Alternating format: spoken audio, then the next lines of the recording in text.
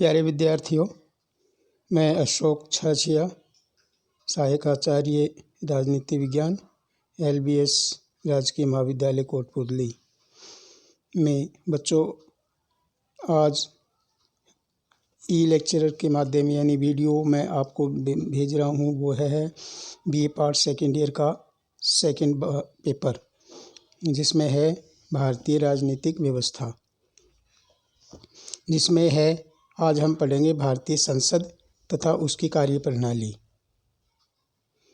बच्चों, जैसा आपको पता है, भारतीय संसद के बारे में आपको जितना पता है उसके अलावा भी मैं कुछ बताऊंगा, अच्छा रहेगा अपना टॉपिक।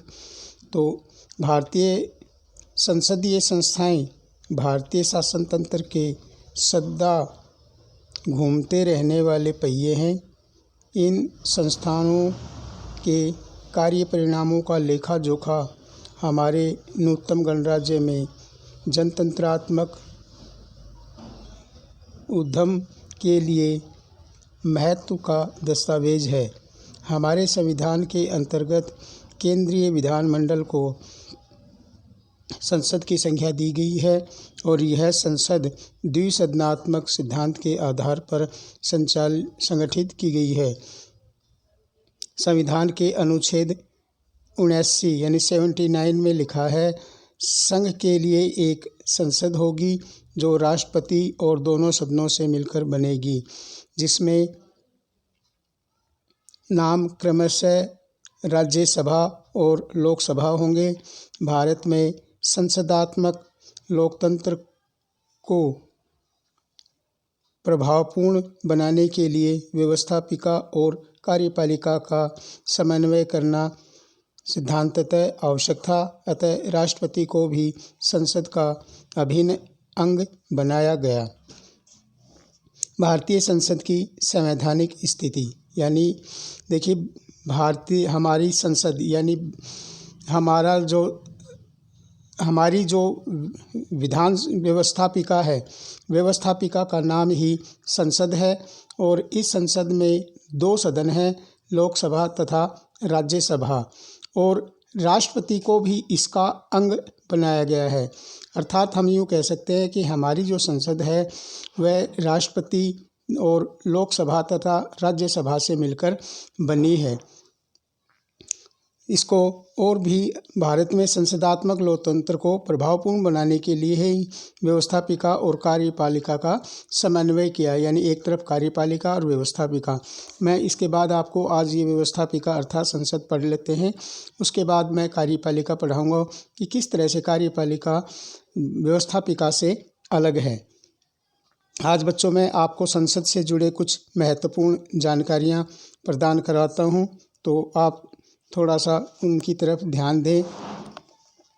संसद भवन यानी हमारा जो संसद भवन वह कैसे बना है। संसद भवन की पहली ईंट कनाट के ड्यूक ने 12 फरवरी 1921 को रखी। डिज़ाइन सर एडविन लुटियंस और सर हर्बर्ट ब्रेकर द्वारा तैयार होने में करीब 6 साल लगे। निर्माण खर्च कुल 83 लाख खर्च हुए। उस समय 83 लाख बहुत अधिक होते थे 1921 में। विधिवत उद्घाटन 18 जनवरी 1927 को गवर्नर जनरल लॉर्ड इरविन द्वारा। 1/3 मील की परिधि में लाल पत्थर की ऊंची सजावट लिए लोहे की मजबूत ग्रिलों से सुरक्षित है।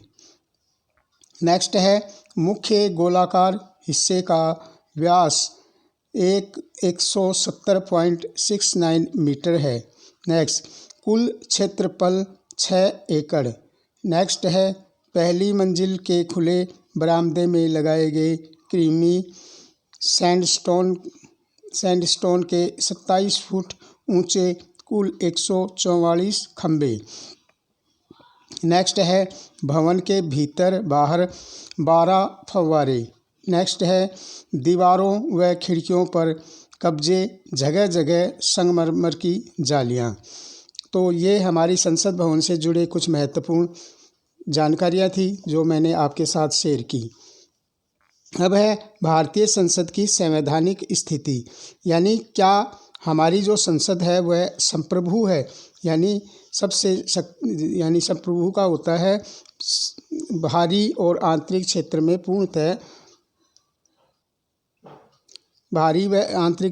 पूर्णतः स्वतंत्र, सर्वोच्च।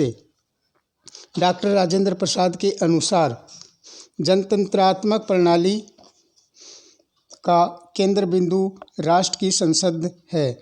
प्रशासन की बागडोर चाहे किसी दल या वर्ग के हाथ में हो, जब तक संसद के अधिकार अक्षुण्ण हैं और कार्य क्षेत्र तथा कार्य संचालन की दृष्टि से उनका स्वरूप संप्रभु है, वह राष्ट्र बड़े से बड़े संकट का सामना कर सकता है। संसद की संप्रभुता पर विचार ब्रिटिश संविधान की एक महत्वपूर्ण विशेषता है।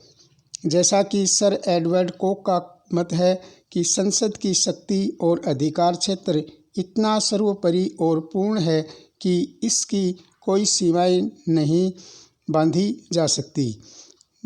डी लोमेनेठी की कहा है कि ब्रिटिश संसद के बारे में यहाँ तक कह डाला है कि संसद सभी कुछ कर सकती है, सिवाय स्त्री को पुरुष और पुरुष को स्त्री नहीं बना सकती।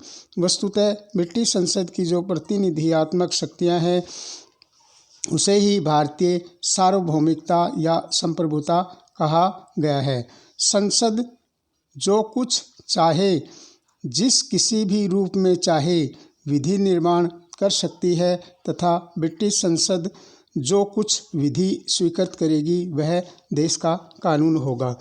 अर्थात इस तरह से हमारी संसद को बहुत संप्रभु बनाने की कोशिश की गई है। और वह उन्होंने एक बार ये कहा है, डी लोमे ने कहा था कि संसद सब कुछ कर सकती है, स्त्री को पुरुष और पुरुष को स्त्री बनाने के अलावा। तो इस तरह हम देखते हैं हमारी संसद बहुत ही सर्वोच्च है। तो नेक्स्ट इसके बारे में हम कल पढ़ेंगे बच्चों। धन्यवाद।